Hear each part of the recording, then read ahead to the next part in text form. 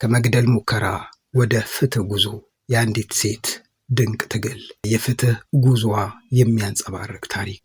ለፍትህ በእርግጠኝነት የቆመች የዚህ ዘመን ጀግና ሴት ትባላለች። ትዕግስት አየነው። ስሟ ትዕግስት ብቻ አይደለም፣ በሕይወቷ ላይ ያሳየችው ጽናት የስሟ ትርጉም ሆኖ ተገልጿል። በሰው ልጅ ላይ ሊደርስ የማይገባ ግፍ ተፈጽሞባታል። ነገር ግን በፍርሃት አልተሰበረችም፣ በስቃይም አልተገደበችም። በሰውነቷ ላይ የቀረው ጠባሳ የበደል ምልክት ብቻ አይደለም፣ ሞትን ያሸነፈ የጽናት አሻራ እንጂ። በእምነት ያቀረበችው ፍቅር ወደ ክህደት ተለወጠ።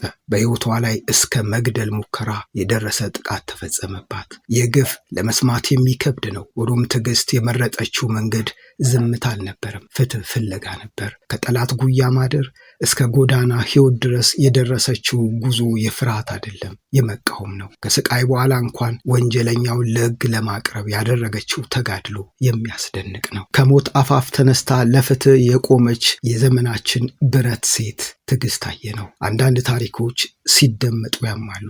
እቺ ሴት ግን የደረሰባትን ሕመም አልፋ ለፍትህ ስትል የከፈለችው መስዋዕትነት የሁላችንንም አድናቆትና ድጋፍ ይሻል። የማይሰበር ጽናት፣ የገዛ ፍቅረኛው አቅፎ በሚያድረው እጁ ቢላ አንስቶ ከአንገቷ እስከ ሆዷ ድረስ እንደ ጨርቅ ሲተለትላት፣ ነፍሷን ለማዳን ብቻ ሳይሆን ፍትህ ለማግኘት ያደረገችው ተጋድሎ ከአቅምም በላይ ነው። የደረሰባትን አካላዊ ስቃይ ችላ ለፍትህ ስትል ከጠላቷ ጉያ ታግሳ ሜዳ ላይ ወድቃና በጎዳና ሕይወት ተንከራታ ዛሬ ላይ ወንጀለኛውን ለፍትህ አቅርበዋለች። ይህ ከሴትነትም በላይ ጀግንነት ነው።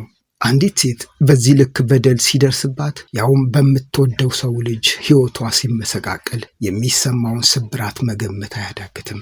የደረሰባት ግፍ ተድበስብሶ እንዳይቀር ዛሬ ድምፅ ልንሆናት ይገባል። የእሷ ሕመም የሁላችንም ሕመም ሆኖ ከጎኗ ልንቆም ይገባል። ሕግ አለ በሚባልበት ሀገር ፍትህ እንዲሰጥ መጠየቅ መብት ብቻ ሳይሆን ግዴታም ነው። ትዕግስት ያደረገችው ይህንን መብት በግልጽ መንገድ መጠየቅ ነው። በመጨረሻ ጥቃቱን የፈጸመው ግለሰብ በሕግ ቁጥጥር ስር መውረዱ ተገልጿል። ነገር ግን እሷ አሁን ስጋት እንዳለባት ትናገራለች። ፍትህ ሙሉ በሙሉ እስኪጠናቀቅ ድረስ ጥበቃና ድጋፍ እንደሚያስፈልጋት ትዕግስት በአጽንኦት ትገልጻለች። ትዕግስት የእሷ ብቻ አይደለችም፣ የብዙ ዝም የተባሉ ሴቶች ድምፅ ናት። በጥቃት ተጎድተው የሚኖሩ ሺህ ሴቶች የሚያዩት ብርታት ምሳሌ ናት። ታሪኳ የግል ስቃይ ብቻ አይደለም፣ ማህበራዊ ጥሪ ነው። የሴቶች ጥቃት ጉዳይ እንደ ቤተሰብ ጉዳይ ብቻ ሳይታይ እንደ ሕጋዊና ማህበራዊ ጉዳይ እንዲወሰድ የሚያስጠነቅቅ ምልክት ነው። መንግስትና የሕግ አስከባሪ አካላት የእሷን ደህንነት መጠበቅ ግዴታ አለባቸው። ፍትህም በአደባባይ እንዲሰጥ ማረጋገጥ ይጠበቅባቸዋል። ማህበረሰቡም ከተበዳይ ጎን ቆሞ ድምፁን ማሰማት አለበት። ፍትህ ለአንድ ሰው ብቻ አይደለም፣ ለሁላችንም የሚያስፈልግ መሰረት ነው።